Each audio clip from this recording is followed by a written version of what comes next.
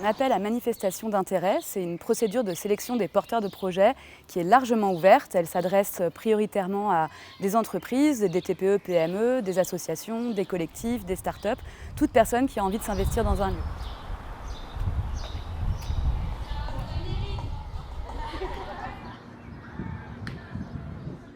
Grenoble, cette année, est capitale verte européenne.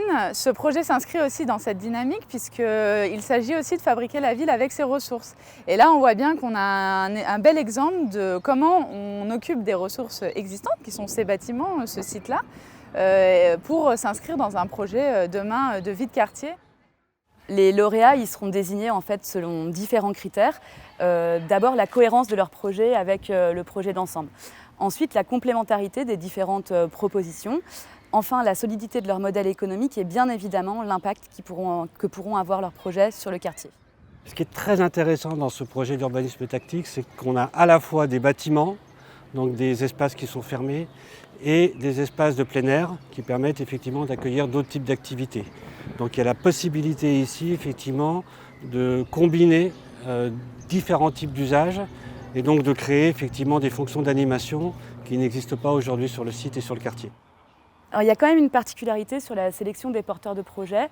Dans le périmètre du projet, il y a une cafétéria qui va rester dans le projet futur. Et donc les porteurs de projets dans le cadre de cette AMI pourront potentiellement rester et exploiter à terme la cafétéria.